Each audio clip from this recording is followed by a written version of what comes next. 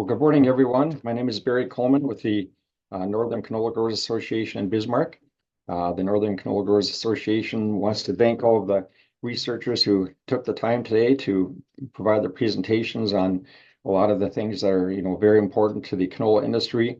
The Northern Canola Growers Association wants to try to provide education for growers that will be in practical terms that growers can use year in and year out to make more money growing canola. We've got a fairly large board of directors made up of producer directors and industry personnel from across the state. This board is charged with promoting conditions favorable to the production, marketing, processing, and use of canola, promoting education, public and private research, developing and implementing ag policies that will enhance development of the canola industry. So this board is hard at work ensuring that they do all of these things. As I said, we've got producer members, we've got folks from the seed industry, the crush industry, and the crop protection industry on our board, as well as the crop insurance industry. So in 2023, we had, I believe it was our 6th or 7th year in a row of record production of canola. North Dakota had a record amount at 1.93 million acres, up 7% from 2022. Average yields were 1,810 pounds, which was nearly identical to last year's yields of 1,820. In 2024, we expect acres will increase again in the Pacific Northwest part of the U.S. Our region, we're expecting to be steady to up slightly. We've got a strong interest in Southeast and North Dakota in our region. You'll see the 3.4 billion pounds of production for the state last year. For the U.S., there were 4 billion pounds of production and a record 2.34 million acres. And you'll see North Dakota continues to be over 80% of the acres in the U.S. Now, with 1.9 million acres, it's an increase of over 800% in the last 2 decades, which was a pretty phenomenal growth for the canola industry in this region. With a yield increase of nearly 50% in that time frame. You'll see on this chart here that 20 counties last year hit record acres, the counties with the arrows on them. And you'll see the heavier acres are focused in the northern part of the state. We do have a growing presence of canola down in the southwest. You'll see Hettinger and Stark counties are also getting more acres in that area. Now, the USDA issued its annual crop values report in February, and that report indicated that $867 million of canola was produced in North Dakota this last year, down from $971 the prior year. This is mainly due to a 16% drop in canola prices from last year to this year, and the prices averaged $25 per hundredweight. So the U.S. canola crop eclipsed $1 billion for the 2nd year in a row, and the total value of canola produced was $1.02 billion. Now, NDSU completed an economic net contribution analysis last year, and they show that there's a $2 billion impact in North Dakota from the canola industry. Half comes from production, and half comes from handling, transportation, and processing. Promotes 5,500 jobs, $500 million in labor income, and $50 million in state and local government revenues. So the canola industry has certainly made its impact in the state as the 4th largest crop in the state. The Northern Canola Growers Association likes to promote the oil on the local and national level. We have been collaborating with the Culinary Institute in California for many years.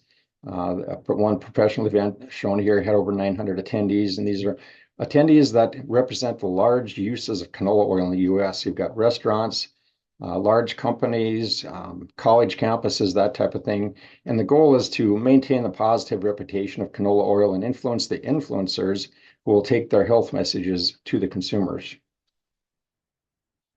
Now, about a year and a half ago, the EPA approved canola oil for renewable diesel production in response to our petition that we submitted through the U.S. Canola Association. And that's already changing use patterns for canola oil.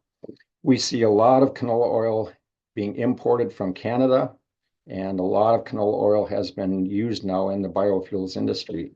And so, in coordination with Clean Fuels Alliance, the Canadian Oilseed Processors, and Bayer, we're working to get canola integrated into the GREET model. Everybody's probably heard of the GREET model lately. It's been in the news for a lot of the folks in the egg industry. We had that supposed announcement that was supposed to happen on March 1st from the EPA. And of course, true to form, EPA did not come through with their announcement for GREET. We're expecting it maybe in a couple of weeks. Dave might have more information on that later on in the webinar this morning. But anyway, we're working to ensure that canola is properly incorporated into that GREET model, which will be used to determine the levels of support biofuel feedstocks will receive for both sustainable aviation fuel and renewable diesel. And we've heard lately with the delay that the Treasury Department and EPA has had with implementing the revised portions of the GREET model that possibly they may do this work for us for free. So they may be refunding our checkoff money that is going to invest in this program, which would be good for us. We can divert that money to other more important issues, but they're saying that with GREET becoming the standard, they think that they may be able to do that research for us for free. So that would be a good thing for canola. Another item the canola growers have been working on is final planting dates for canola. Now, I told you last year that we initiated a multi-year date of planting study in North Dakota and Montana to obtain information needed to make the case to the Risk Management Agency that we need a later final planting date for canola. We feel that in the last decade, with new varieties of canola, that the crop is better able to handle summer heat. And later planted canola has been shown to be more successful for many growers. They're able to get through the flea beetle pressure, planting canola into a warmer soil and getting that canola up out of the ground and competing against flea beetles. So growers have been telling us for years that a later planted date for canola works better for them. So we've been working through the U.S. Canola Association, visiting with the RMA, and some folks from the crop insurance industry provided information to the Risk Management Agency. And this chart here shows you the current final plant dates. And starting in 2025, not this year, but next year now, I'll show you the new chart for planting dates. So this is what the new plant dates will look like for next year. The date in the Southwest has been moved from May 15th to May 25th, so there'll be an extra 10 days down there. The southeast part of the state has been moved from May 20th to May 25th, so they get an extra 5 days. You'll see the purple section there has been moved to June 1st. And of course, the section up in the northeast remains the same at June 5th. So we're getting quite a few more days to get the crop in the state. And also the growers in Montana got their date moved from May 15th to May 25th as well for the northern part of that state. So we want to thank everyone who worked to get this changed. Now, these are proposed revisions that RMA has filed for the 2025 plant season. This shows kind of a cross-section of some of the research projects that the Northern Canola Growers is funding. We fund over $400,000 worth of research every year, and we'll hear about some of these research projects here today with presenters. This chart shows that we continue to need to produce more canola in the U.S. to meet our demands here.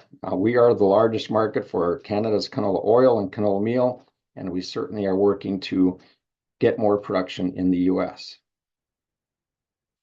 Want to thank everybody again for coming today. And invite people to go to northerncanola.com for any information. We got daily bids on our website. Shoot us an email if you want to get our monthly newsletter and more information. And I just want to remind everybody that our annual Canola Expo will be in conjunction with the U.S. Durum Growers annual meeting in Minot in early November this year. So with that, I will turn it back to you, Anita.